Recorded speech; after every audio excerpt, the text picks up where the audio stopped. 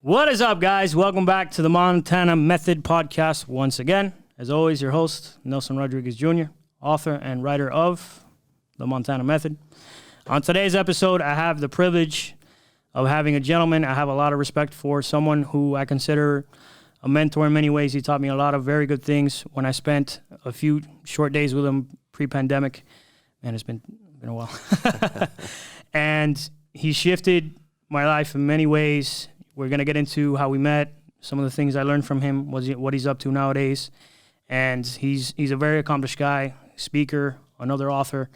And he's an incredible individual, and we're going to get into how he's shaping reality as we know it. So stay tuned. I've been out here hustling all my life. Every day we get into it. Really out here in these streets. That's day and night.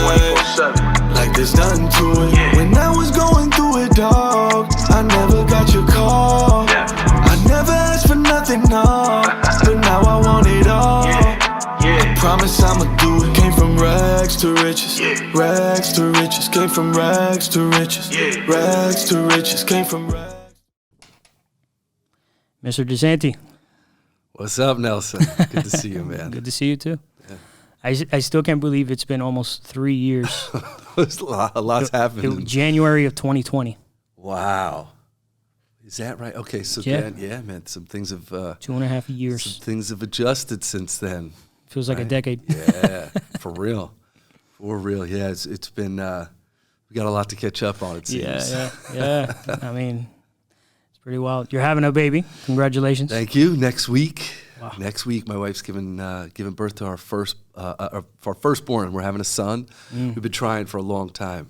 That's It's been fantastic. a couple of years, and it's been a lot of ups and downs. And we're already, just to be here, we're like already so grateful and blessed. So when he comes next week, it'll be well earned. That's for sure. That's fantastic. Yeah.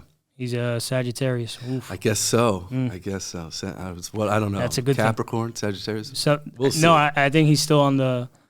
Well, Whatever. something. I'll figure it out. That's good. And a son, huh? A boy. Yeah, baby. Luca Michael. Yeah. You want to know something insane? I said if I have a son, I'll name him Luca. Is that right? Well, I beat you to it, but you're welcome to take it if you need it. So I'm heavily influenced by Italian culture. Oh, there you go. In case you didn't notice, my favorite actor is Italian, Al Pacino. Yeah. For sure.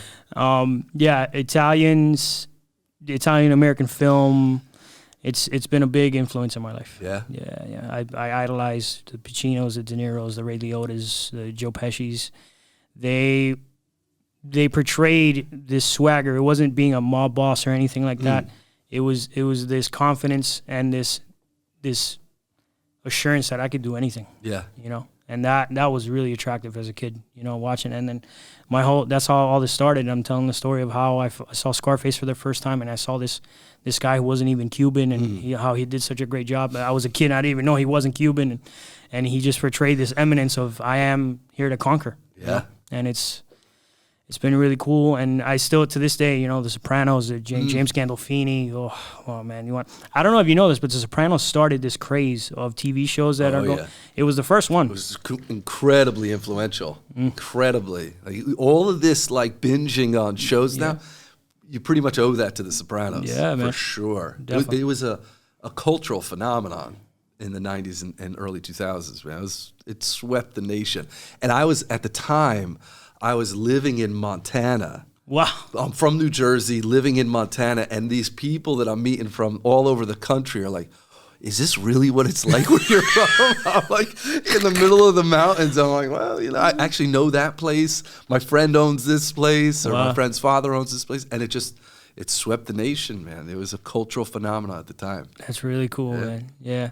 I don't know if you, so there's an interesting story about James Gandolfini. It was at an award show where basically, you know, it was the last episode and they were receiving awards and all this stuff. James Gandolfini gave Rolexes out to all the actors. Wow. And on the back it said, "Rest in peace, Tony Soprano." Wow, no kidding. And then he passed away. Right after that. Wow. Yeah. I think he was happy to put that character to rest. Definitely. I mean, I'm sure Definitely. did a toll on him. It's interesting. Yeah, and then that show, I didn't watch it until, actually, throughout the pandemic. It was the first time I watched it. Yeah. You're kidding. Yeah. Yeah. Yeah. Oh, it was man. probably the only mob-related film, TV show I had never seen. I'd seen Casino. I'd seen Goodfellas. So I sat down and I watched it, and it was a masterpiece, man. Just wow. It was amazing. Have you recently watched The Offer on Paramount? Amazing. It's so good. Best show I've watched in 2022. Hands down. Hands down. There's nothing that comes close. That's the best show I've seen in 2022 is The Offer on Paramount. So good. So good. And like what I love about it is arguably the greatest movie ever made almost didn't get made 1,000 different times. And their perseverance and their determination and their vision to see it through, man, like they were convicted to produce that movie. Definitely. And how many obstacles they ran into, but they figured it out. They got creative. They figured it out. It's amazing. Absolutely amazing. It makes me appreciate the movie even more. Definitely. And it's funny because it's a TV series basically about the greatest movie ever made, you know? That almost didn't get made, right? It's amazing to me. Absolutely amazing to me. Yeah, the story behind the story is always interesting, you know? Incredible. Absolutely incredible. Yeah, and you had some top list actors in there just playing actors. Yeah. You know? And now they're legends, right? It's just an incredible show. Can you believe they almost didn't, like the director, no, it wasn't the director, I'm sorry, it was the producer who did not want to cast Al Pacino as Michael Corleone. That's unbelievable. It goes back to what I told you about, you know, sometimes, oh my God. Who would have played that role if it wasn't him? No, it had to be him. And they knew that. They knew it. They were so convicted. And that's the part I really respect about it. It's like when someone's that convicted about the way they see it or their vision, like they get creative. They move things around and make it happen. And now we're sitting here, what is it? Oh my God, 40 years later. More. Yeah, it's more than 4 years later where this is a cultural icon. Man, I just imagine that was his big break. He was a Broadway actor before that. It's off Broadway. I think. I don't even think he was on Broadway. I don't even want to imagine what the world would film. Yeah, you know, it's crazy, absolutely crazy. So, quick question: I have this discussion with everyone who loves mob movies. Godfather 1 or Godfather Part 2? 1. I'm a 2 guy. You're a 2 guy. Yeah, I respect it. I love it. I think the story's amazing. I love the flashbacks, but 1 just sets the stage, and I think 1 is just so iconic. And Marlon Brando, man, like, come on. How? It doesn't get any better than that. I love 2. I could watch it all day long, but given the choice, 1's where it's at, for me. I love the back and forth of Vito's rise to power and then Michael's fall into darkness. You know, it's an amazing story. So well done.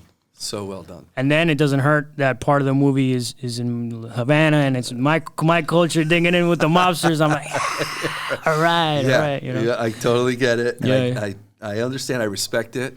Personally, 1 is mine. No, I understand. Yeah. Definitely. Because I love the idea of where it starts and Michael's like, this is not who I am. It's not where I want to go. And then how that shifted culture and that family that pull is so strong. And now it's like, I wake up, I open my eyes, like, how did I get here? And I just think it's a powerful, powerful story. It's amazing. Just 1 is where it's at for me. Most people think it's a mob movie. It's actually a movie about a family. It's a family movie. Yeah. It's a family movie and how powerful that draw is. Yeah, it's a family movie. It's not a mob movie. Definitely. For sure. For sure, man.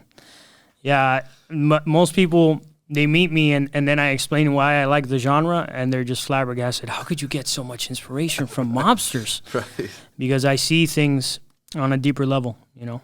I actually, Scarface, for instance, I've seen it, you know, at some point you'll read my book. I tell the story of how I found out about the movie and I was watching it 4 times a day. You know? Wow. Yeah, and I got to see the layers of it, you know. It's not about this guy who's this out-of-control drug lord. It's about your ego. It's about tragedy. It's a tragedy. It's not a mobster movie. Right, you know? yeah. It's this guy who goes after what he wants in life and gets it and lets himself go, and his ego just takes him over, and things spiral. Yeah, yeah, and I think there's valuable lesson in that of understanding what a distinction called temperance, and knowing that when is that ego healthy, and where does it motivate and help us persevere and move us forward, and then once it crosses a certain threshold, it becomes dangerous, harmful, and unhealthy. And there's an element of emotional and spiritual maturity that lets us know, like, okay, I get to check myself here. And without that check, like, look what happens. Seriously. Things get so unhealthy, things get so extreme, and then we end up becoming our own worst enemy. Pretty much. If it wasn't for himself, there's so many moments in that movie where I think things could have gone so differently for him if he would have just turned it down just a bit. just dial it down. Yeah. To understand you have more than one speed. Oh, yeah. Yeah. For sure. Yeah. There's a maturity to that. Shelf life. Yeah. You know, For sure. So what are you up to nowadays? I mean, I know obviously you're into the personal development training, and that's how we met. Yeah. What are you up to nowadays? Geez, my biggest endeavors is, starting a family. We have a son coming next week.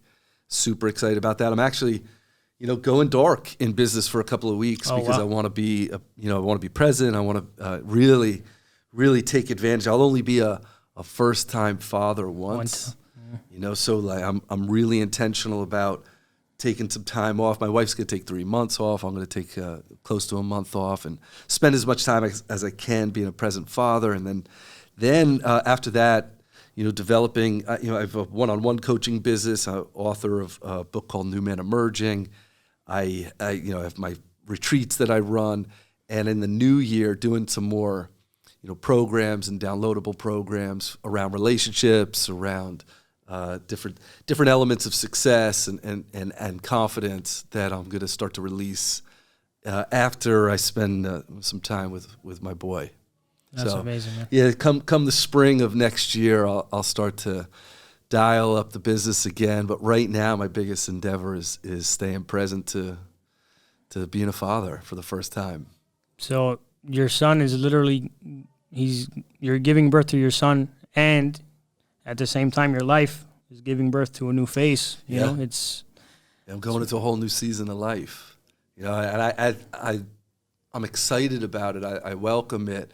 I will admit, I'm a little older to have my first son or first child, but I have an argument about it. I think men should have their kids later in life, because if I was 32 right now, I'd be freaking out. But as I'm older, I'm more well established. We're established financially. I have my business. I have everything on lock. And if I was younger, man, I'd be freaking out right now, man.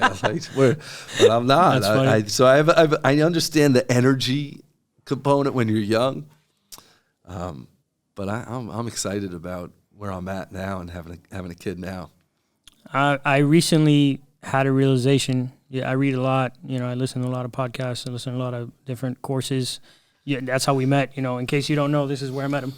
This company no longer exists, but this was a foundational training that shifted me as a human being, and Michael played a big part in it. And I recently had the realization that men don't hit their stride until later in life. They really don't, I think your mid-30s, early 40s is when a man really is, It's funny. If you ever read Think and Grow Rich. Of course. I mean, that book was written almost a century ago. He was actually saying that in there, that a man hits his stride in his 40s, where he accumulates actually the majority of his wealth is actually in his 40s. And I'm in complete agreement with you on that, because I think I always say it this way: boys are preoccupied, men are prioritized. And there's so much distraction, especially nowadays, where, this like level that we were talking about before of self-sabotage. Most of my youth and the men that I work with, most of their self-sabotage is through distraction, is through being preoccupied, not being honed in, not being driven by their commitments and their priorities. And when and this is just simply what I found, that even personally, in my 30s, when I started to shift from being preoccupied to being prioritized, my whole life took off. And then to be prioritized and have, meet my wife who, encouraged that. And that was a place I could feed so much of my energy, was in our marriage and starting a family and growing wealth. And that's when I was like, wow, I feel like my life is taking off. And it wasn't due to lack of energy. It wasn't due to lack of effort. I was just putting that energy and effort in the most advantageous places now, in my health, in my marriage, in our legacy, in our wealth building, deeper purpose in life. I just had a better place to channel it. And if I could, encourage any man, like, stop being so preoccupied and start to really get prioritized, because that's where the big advancements in life come. I spent a good chunk of my youth preoccupied, and I thank God that I realized I didn't make the shift. I realized a different version of it. It correlates exactly with what you're saying, though, that there's people who get so busy living, they forget to build a life. Totally. And I was one of those people early on where I figured I didn't do it. I did realize, though, that at some point I'm going to have to stop being this guy and start being this guy. Yeah. You know? And I would say I really started doing that right around the time I met you, about 2 years ago. And I've always been growing. I've always been going to seminars and reading books and growing as a man and as a person.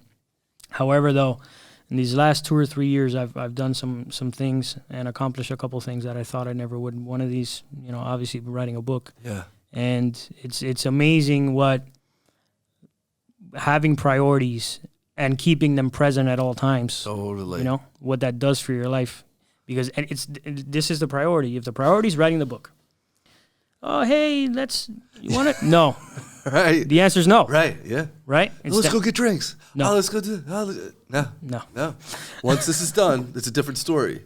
But until it's done, no. The answer is no. I totally agree with you. And I also think, I was having a conversation with a client today, saying yes will get you paid, but saying no will make you wealthy. And wow. So we've like this immediacy and this scarcity of reacting right away. It's like, oh, hurry up, let me get paid. Like, hold on, take a breath, zoom out. Do you want to just get paid now, or do you want to build wealth? And building wealth, you got to say no to a lot of things because it protects your energy, it protects your focus. And I'd rather, develop something deep and meaningful and have depth rather than width, where I'm just like digging 50 half holes and not striking gold. And I think that's where a lot of people think like, but I'm spending all this energy. Yeah, but is it accurate? That's why priority is so valuable. It gives accuracy to our energy. It gives us a bullseye to aim at. And if you just keep filling those priority buckets day after day over and over again, your life gets richer and more meaningful. Man, I couldn't have said it better, man. It's been my experience. It's been what I coach for years. And it's so funny because a lot of the men that I coach, they'll put this into practice. And then months later, they're like, my life is amazing. And I jokingly, I'm like, why, did you get a new wife? You have new kids? Did you get a new career? Did you lose 50 pounds? No, man, I'm just doing what's needed. But it gives a breath to life. It gives a richness and a depth and meaning, and their external doesn't change. They're just, the way they approach it is through priority. Wisdom, man. Just if I could narrow down what I'm doing in my life right now to one sentence, I am pursuing wisdom. Yeah, it's a noble pursuit, my man. Absolute noble, honorable pursuit, because it makes everything in your life better. Oh, man. So much better. Knowledge is knowing. Yep. Wisdom is experience. Applied experience. It's a whole nother. When people try to tell me, yeah, I know. No, I got it. I know. You know jack shit, because, yeah, I know I got to diet and exercise. Okay, so why are you overweight? Yeah. No, I know. I got to get married, have kids. That's the way to an. Okay, so why have you been single for the past 10 years? No, I know. I got to open a business. I got to stop working for other people. And why have you had, why have you been an employee for the last decade? It's, yeah, I know. No, you don't know. Nah. This is one of my favorite quotes. I think it's attributed to Plato. I mean, it's that old. A good life is one guided by wisdom and inspired by beauty. And put those two things together, and that's a good life. Be inspired by beauty, be inspired by creating beauty, but be guided by wisdom. Be guided by that experience that enriches your life. And it's a noble pursuit to seek wisdom, because it you put that into any domain in life, and it's going to enrich it. Put wisdom into your marriage, it's going to enrich it. Put wisdom into your financial health, it's going to enrich it. Put it into your physical health, mental, emotional, spiritual health, it's going to enrich it. Put it into your relationships, it's going to enrich it. And that's that applied experience. And it's a huge shift where people live conceptually in their head. I know exactly. I read all the books. Well, to shift that concept and that theory into real life applied experience, that's where life gets magical. What's the old saying? Stupid people don't learn from their mistakes. Smart people learn from their mistakes. And wise people learn from others' mistakes. Yep. And that's what I've learned. I don't need to, because I banged my head against the wall a lot, man. And it was just this merit of, men need to. Yeah, totally. Really? Do men need to crush themselves under this immense weight and do? I don't think they do. I don't subscribe to it, man. I don't think they do. I'd rather be accurate. It's like if you think about it, I mean, and take, for instance, warfare. It's not how hard you hit your enemy, it's where. Precision. It's precision. It's accuracy. And so if I could take, let's say, these domains in life, my health, my financial well-being, my marriage, my friendships, my spiritual life, my leisure, if I could just be accurate with that and make sure that I keep my body fit, that I keep my financial well-being fit, that I put love and attention into my marriage, into fatherhood, or if you're a father or a mother, I give time and attention and love to my spiritual life and to travel and leisure and the things that I love to do. If I just fill my day, week, month, and year with that, I'm accurate. And so now I could take this, even if I have a finite amount of energy, put it where you're accurate. Don't build 50 businesses at once, right? Learn how to invest and save and use your money to make money. Be accurate. I'd rather be accurate with that. I'd rather be accurate with my wife and her love language and what lights her up and what makes her feel good. I could spend a ton of energy, but if I'm not accurate in my marriage, it doesn't matter. But if I could learn her language, if I could learn what makes her feel loved, appreciated, and safe, what generates and develops a harmonious marriage, I could use a quarter of the amount of energy of the next husband down the street and develop a thriving marriage because I'm accurate. And I think that's this call for men as we get older, or maybe in our culture now. And I believe it's this call to being dynamic. That years ago, a man could get away with just being one-dimensional. Like, oh, he makes a lot of money, but so what? He's emotionally unavailable. So what if he doesn't? So what if he doesn't help raise the kids? Like, so what if he's completely absent? Oh my God! Years ago, decades ago, men could get away with that. We can't get away with that anymore. No. I think the call now for men and to mature, and in maturing in masculinity, is to be dynamic. That I could go and I can earn, and then I could come home and I could be a present husband. And I could be an engaged father, and I could keep my friendships healthy and nurtured, that I'm not all work and no play, that I could take time off with my family and be present and not be so preoccupied. And that, I think, is the call for us. The call is to no longer just be one-dimensional, because I don't think that one-dimensionality breeds a life of fulfillment. I think fulfillment comes when all the domains of life get the appropriate amount of love and attention. That I could look back on a Friday night and look back on my week and say, I engaged in my marriage, I engaged in fatherhood, I made X amount of money, I went to the gym and ate a certain way and treated my body a certain way. I made time for relationships and connection in my spiritual life. That's dynamic. And I think that's what's available to us if we have the motivation to really step up our game. So if you draw a one-dimensional drawing, right, you see it on a board or on a piece of paper, and it's dead. It's just this singular image, and we live in a three-dimensional reality. So if you try to be a one-dimensional being, it's almost like putting the star in the square, you know? It doesn't make any sense. But it requires a ton of energy. You're wasting all this energy just because you're putting something where it doesn't fit, where it's inaccurate.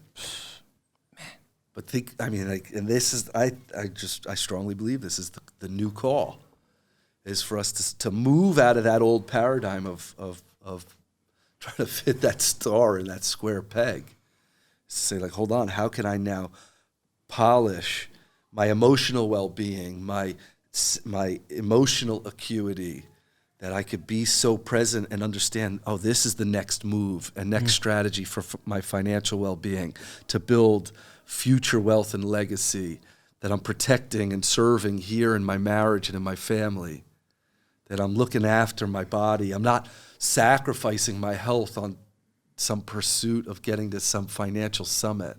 Like, how often have we heard that, right? Like, too often. Men hit these financial summits and then they look back and, like, they missed their kids growing up. They destroyed their health along the way. Their wife has zero respect for them because they're not present. So how much was that worth? Now you hit this summit and now you got to go recapture all your health that you gave away along the way. So I think that we have this new conversation to live into. I agree, and it goes back to the conversation about scarcity. Why can't I be a good father and a good son and a good husband and a great businessman? Why? Exactly. You know, it doesn't make any sense to me. Yeah. When people say, no, I had to make a choice, and no, you don't have to make a choice. No, that's a scarcity conversation you're having in your brain. I completely challenge it. I think we've been fed that. Just go be successful, just go make a lot of money, and that's going to fix everything else. And now I cannot count how many times we've proven that's not true or that doesn't work. Right. Right? Like, but I don't understand, hon. I worked so hard. I made all this money. She's like, yeah, but you're not present. You're never around. You're emotionally unavailable. So, all right. So I think that's a conversation that's just been sold to us. Right. But we have proven it over and over again. It doesn't work. So, Definitely. like, why can't I? Why not me? Why can't I be an incredible father and husband and still earn and still be in shape and still have a deep spiritual life and take time off for myself and with my family? That's a whole different conversation. But I also agree with you. I think it's a conversation of abundance. For sure. That there's enough. There's enough time. There's enough money. There's enough health. For sure. And I think, so this is my philosophy, right? If you're like me, right, I'm 30, I don't have any kids, I'm not married, I'm not in a committed relationship. So I dive into work because I choose to, right? Because I don't have any other priorities in my life. That's different. So if you're that guy, that's a totally different conversation, because if you're taking time off because you work a lot, I get it. But if you're taking all your time off, then you're lazy. Totally. That's that temperance. Definitely. You got to know when you cross that threshold. Hold on, am I just being complacent and lazy here? Or am I actually, like, throttling back because this is what's good for my mental and emotional well-being? But this is a good point you bring up. And this is something I talk about all the time. You got to honor the season. If you're young and you're grinding and you're in this startup, and like you're saying, I'm single, I'm not dude, go build your wealth. Don't get distracted. Like, build your wealth now. Honor the season that you're in. I'm in a different season than you are. I have different goals, different circumstances, and different considerations. That's what makes up a season. Your goals are the things that are worth striving for. Your circumstances are the data, the facts. This is where I'm at. This is how much money I have. This is where I live. And then the considerations are the things that require attention. I'm going to be a father in less than 7 days. That's a consideration for me that you don't have. So it's to be accurate. You honor the season you're in. Don't sit here and be like, well, what if I had a kid? You don't. Right? So honor that season and engage in the season you're in. For sure. With everything you've got, knowing that all seasons change. And then be present to the new season. When you hit that goal, when your circumstances change, when you have new considerations, now you're in a new season. You know, no kids, bigger consideration. Of course. Young kids, old kids, different consideration. Right. Married, not married, different consideration. But where we struggle is we try to operate from an old season. Yeah. That season's long gone. Right. Or I'm in some fantasy of a new season where, like, life's just going to come and fix it all for me. No, it's not. It's not, man. Honor the season you're in and then watch as it evolves and changes, and then honor the next season and do it over and over again, and you'll be more accurate. For sure. You feel me? Yeah, man. I'm all. That's why I'm very conscious of the season of my life. Yeah. Very conscious of it, and I'm really diving in there. And I've felt the season before. When I was younger, I got into sales real young, and I dove head first because I understood. I'm a kid. What else am I gonna do? I want to make money. All right. If I'm saying I want to do this, if I'm saying I want to be this type of man and have this kind of money and live this kind of life, but I'm taking actions that say otherwise, Right. then we need to either change the goals or change our habits. Totally. Right. Yep. So the conversation came down to, all right, so I need to change my habits, because if I know what's happening in every single Netflix series, then Right. then I'm not on course. Totally. If you could spit out every stat on like the NFL right now, meanwhile you're like, I don't know how I'm paying rent. You gotta reshift some priorities here. But Right. There's so many men caught in that. So many. This is an interesting dynamic, definitely, for sure. You got the distinction. Yeah. Comes down to distinction, right? Totally. Being aware of what season you're in, aware of your priorities, aware of what you're capable of, aware of what you want to be capable of. We could talk forever about this. But that's, like, I think as we get older, and that wisdom and that maturity, I think a big part of it is that accuracy. Like doing 300% of energy output in the wrong direction or bucket is not as valuable as 10% output with the correct aim. Yeah, definitely. I'd rather be accurate. That's something I think I've matured into over time. I've said this before. I'm sure you've heard the analogy of when a locomotive train isn't moving, you can put one single brick in front of the tire and it won't move. However, once it gets going, it'll smash through a brick wall, right? Right. So when you're going in the right direction and you're in the right speed, momentum, takes over. Totally. Living in momentum it's better than any drug, it's better than any beer, alcohol, all that garbage. Living in momentum is where it's at, man. I've been there. I've been there. Living in momentum. Love it. I am in complete agreement.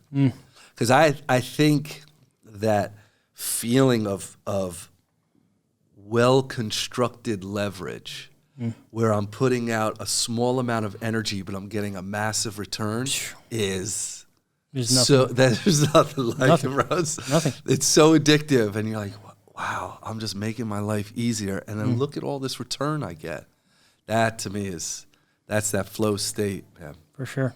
Is it better than any drug? Yeah, no. When your life goes from, because I've been the guy who couldn't figure it out when smashing his head on the wall, and then you make the small, tiniest transition, and you become King Midas. All of a sudden, it's like, oh my God, and it wasn't because of energy output. Nope. It was because of accuracy. Yep, I totally agree. So I'm sure you're familiar with Tony Robbins, right? Yeah.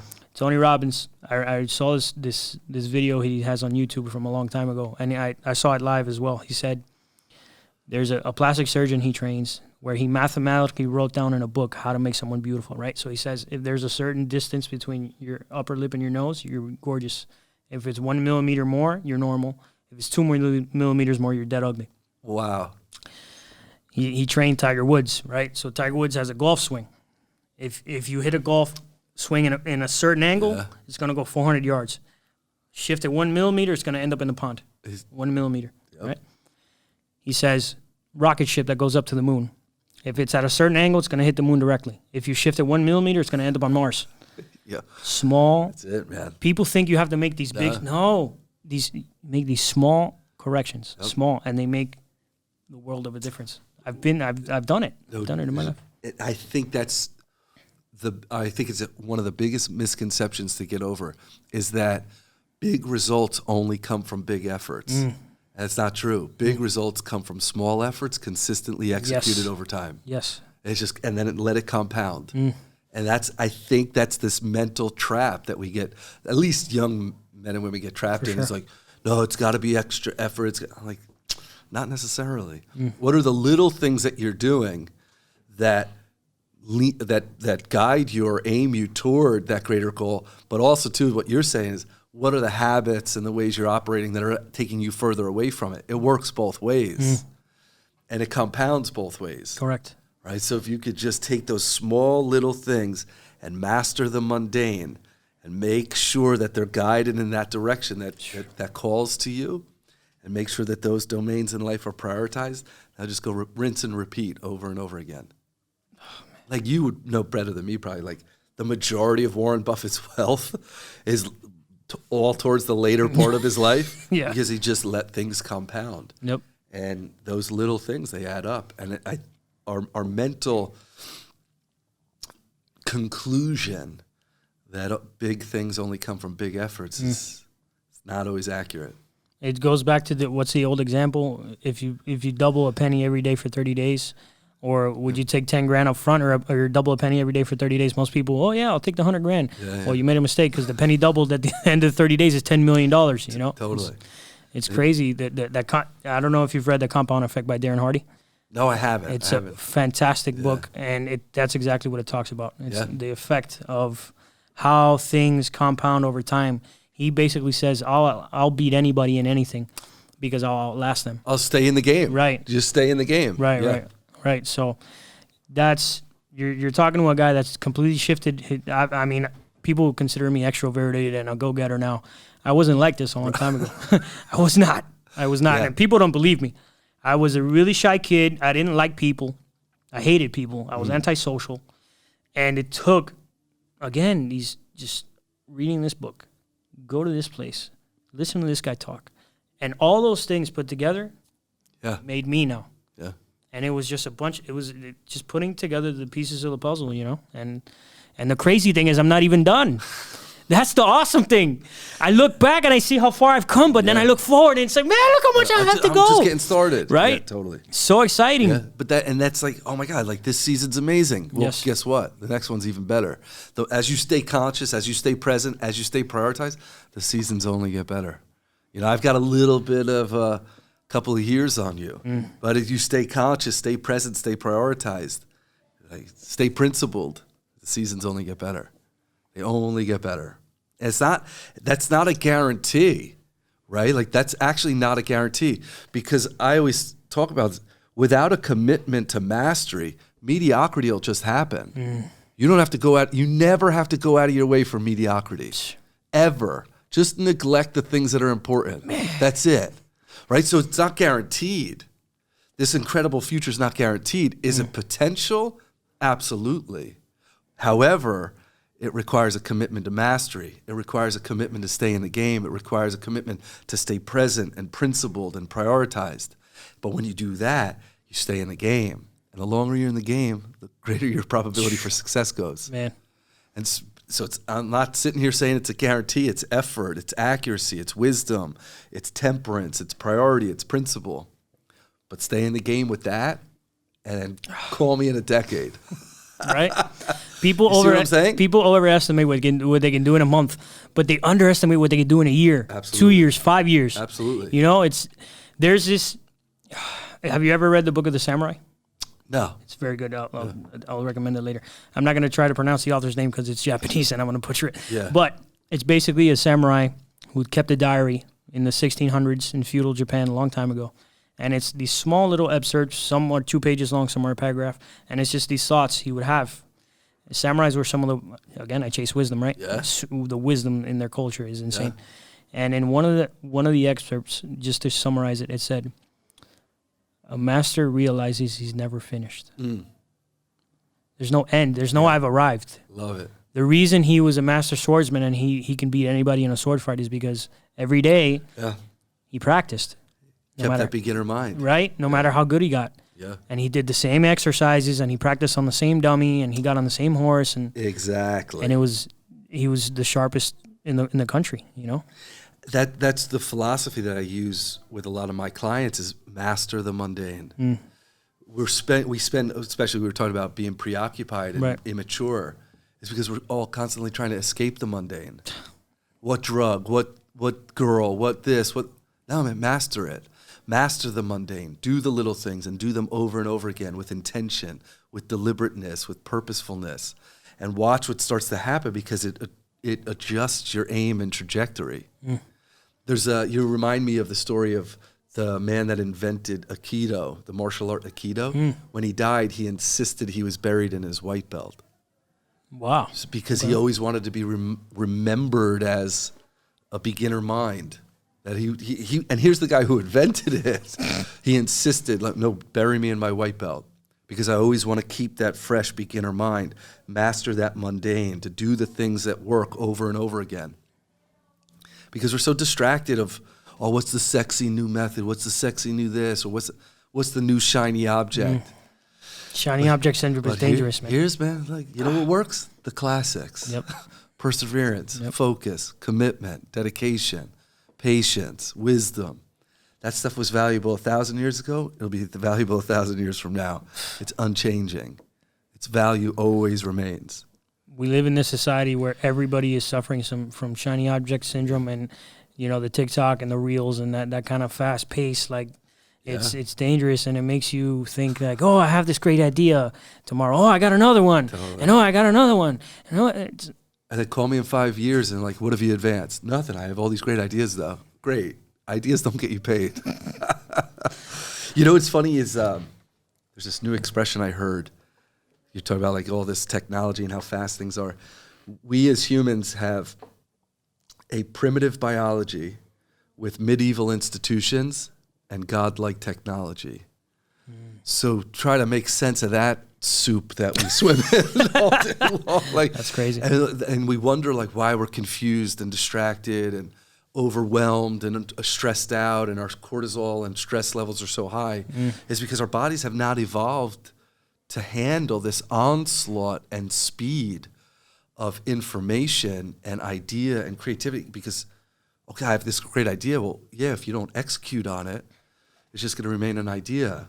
And now our brains are just so stimulated and haywire right now that we don't really know how to cut through all this noise and be accurate, like we're saying. So a lot of what we're talking about here, and a lot of the method, is actually to quiet some of that old reptilian brain that's just constantly on scarcity and survival, to calm that so that I can be accurate in my creativity. And like I'm saying here is just make the barometer your priorities. Make sure that these 5, 6, 7 things are handled. And if you have energy left over, go put it to getting distracted. Go put it to like the next shiny object. But just don't do it at the harm of what's really genuinely important.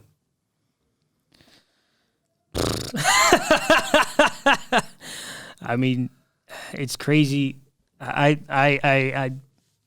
thank God every day of my life that I became aware. Yeah. Awareness.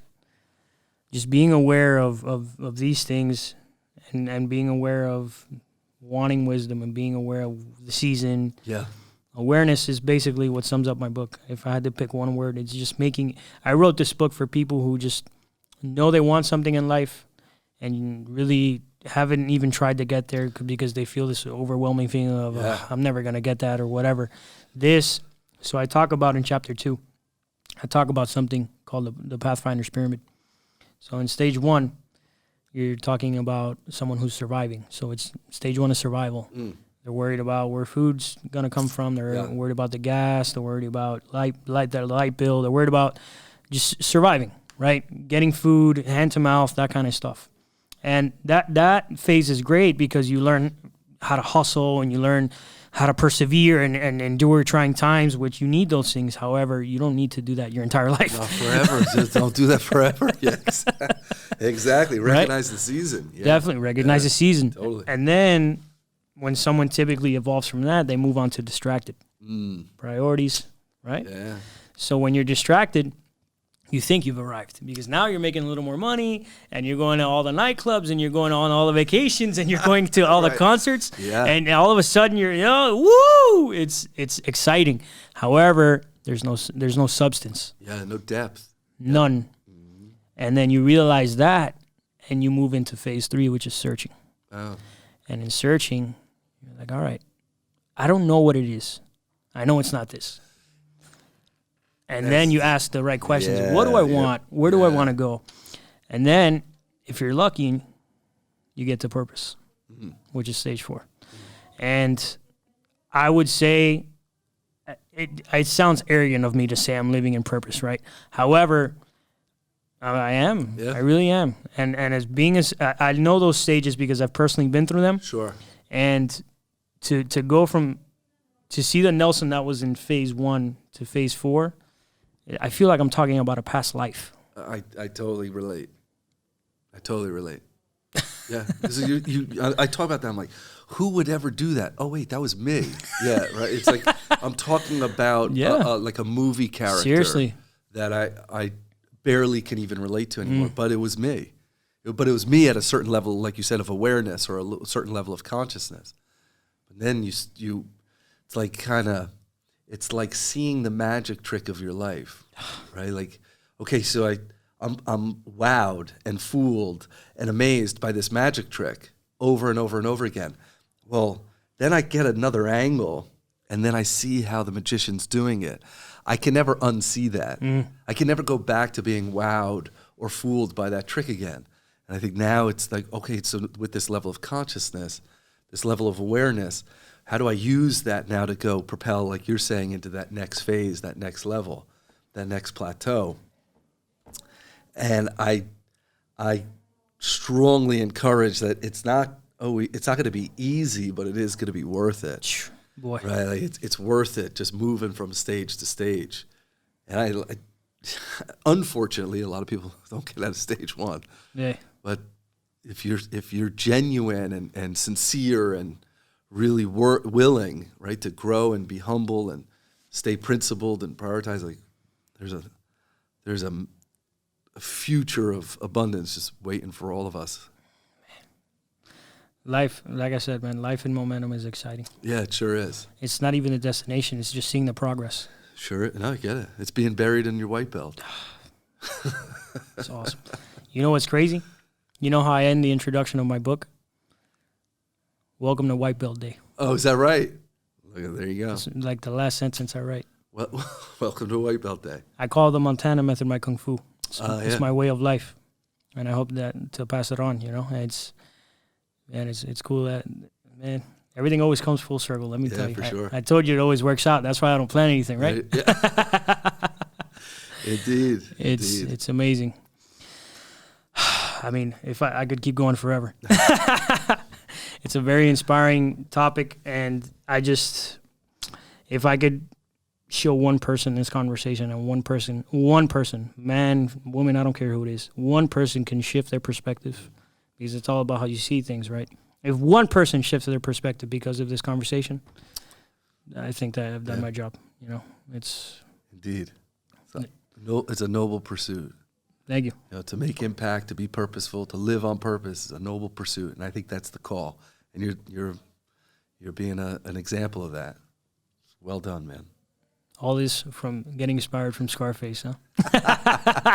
Who would have thought? Yeah. It's crazy. Yeah. You know what? So funny enough, the my producer, when he first saw my book, he told me, "Oh, Nelson, I'll admit I saw your book," and I'm like, "What is this, bro?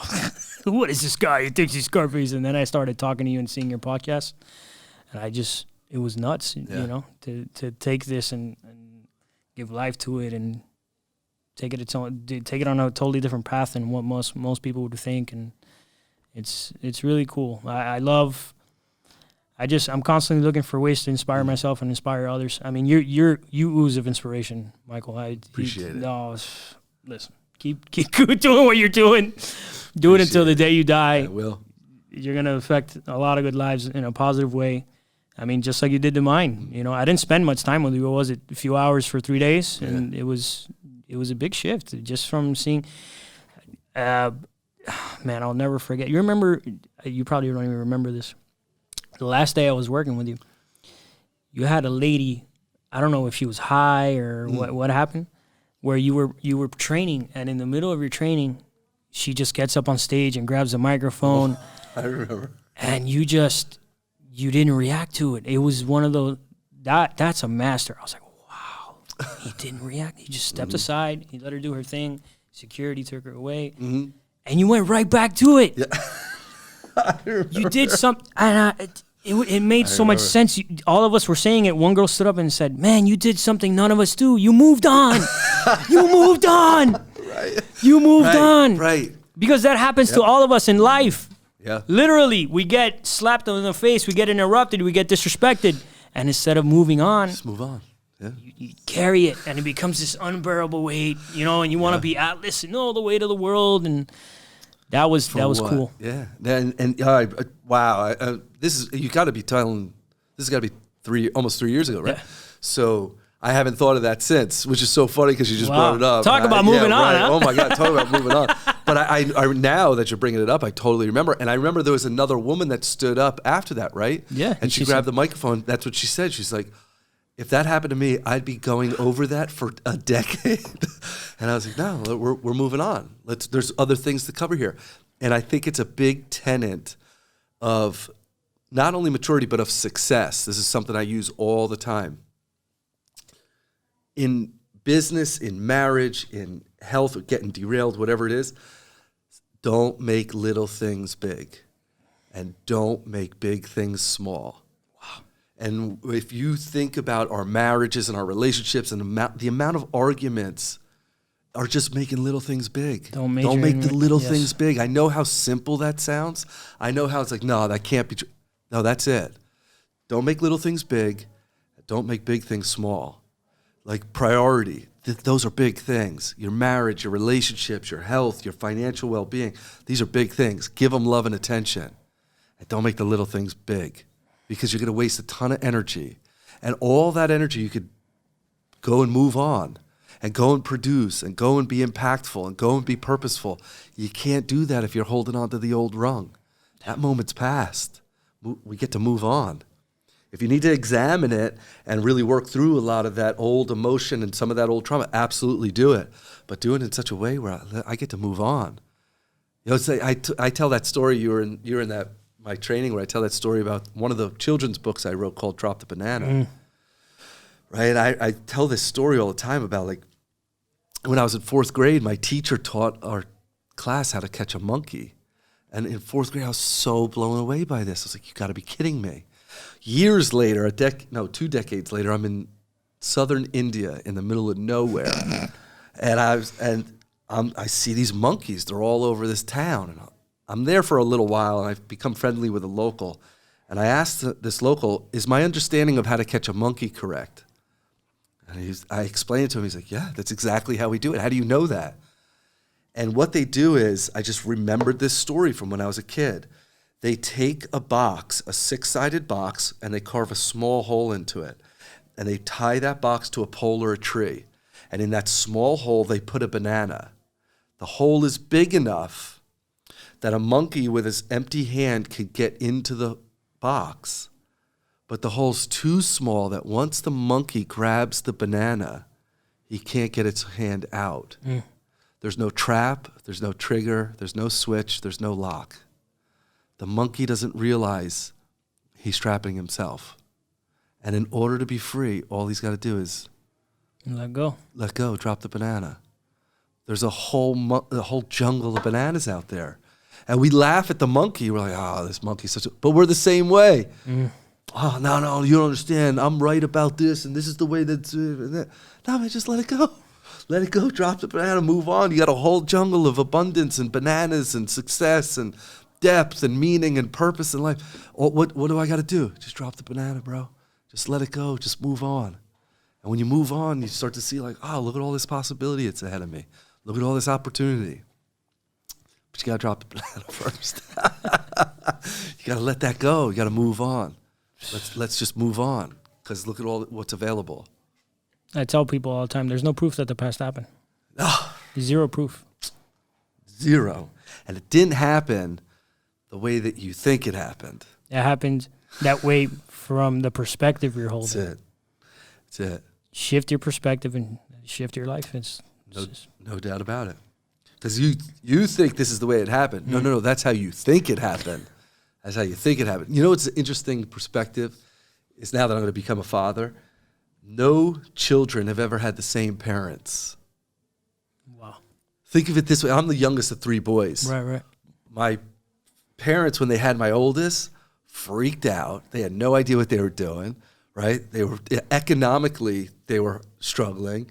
They were immature. They had, right? Then they had my second, or my brother, my other brother. Then they had me by accident, but they were in totally different phases of maturity, totally different phases of consciousness, totally. The way they reacted to my first brother, my oldest brother, when he fell was totally different to how they reacted when I fell. They're like, listen, just raise yourself at this point. We don't have the bandwidth, right? Right. So every kid, even if you have the same parents, is getting a emotional reactivity and responsiveness totally different. So you start to see it from that perspective. In all honesty, when my father passed away, my brothers and I had totally different perspectives of my father. Wow. You told the same story about the same man from totally different angles. Wow. Totally different angles. You would think we were talking about three different people. It didn't happen the way it happened. It didn't happen the way you think it happened. What's funny is that's how me and my sister are. Yeah. We could tell the same story about my father, and it'll be two totally different. Radically different. Radically different. Wow. But we're so convicted to being right about our history that we forget, like, no, man, like some of that is trapping us. You get to shift your perspective, let it go, forgive it, heal it, move on. All of a sudden, you're like, where did all this opportunity show up? It's been there. It's just your accuracy was pointing in the opposite direction. Man, things that happen when you use the right tools. Huh? Yeah, man. It just makes life so much easier. I think you should stop trying to take the nail out with a screwdriver. Yeah. Use a hammer. Yeah. You know? That's, you mentioned Tony Robbins before. One of his stories is in my book, where they don't know who to attribute it to, but there was like FedEx or a shipping company, and one of the conveyor belts paused or it stalled, and every minute that went by, they were losing thousands and thousands of dollars. And the manager of the plant knew that there was the gentleman that ran the plant earlier. He knew he was retired, but he knew he was close by. He lived not down the street, and he calls him. He says, I got a major problem. All the conveyor belts are stalled. I really need your help. Guy says, I'll be there in 5 minutes. Comes down, assesses the situation, shakes his head, walks over to a box on the wall and tightens a screw, and all of a sudden, the conveyor belts start up again, saving the company thousands, millions of dollars. And the manager of the plant is like, oh my God, thank you so much. You've saved me a fortune. What do I owe you? And the gentleman looked at me and said, $10,000. He said, $10,000? You were here for less than 5 minutes. Why don't you go home and write me an invoice and send it in? He said, I don't need to go home. Here, I'll write you an invoice right now. Takes a napkin, like a piece of paper, like a spare piece of paper and a napkin, and writes something down, hands it to the manager of the plant. The manager of the plant looks at what he wrote, smiles, laughs, goes to the safe, and gives him $10,000. And everyone's like, well, what did he write? What's the invoice say? And the invoice says, turning screw, $1. Number 2, knowing which screw to turn, $9,999. I'd rather be that accurate. Wisdom. That's wisdom. My brother, I man, we got to do this again at some point. You bet, man. We have to. You bet. I appreciate you so much. This has been amazing. Wow. This brought back some really good memories. Great. Really Appreciate you. Thanks for the opportunity. Of course. So I always wrap up my podcast asking the same 3 questions to all my guests. What do you got? So question number 1, what inspires you?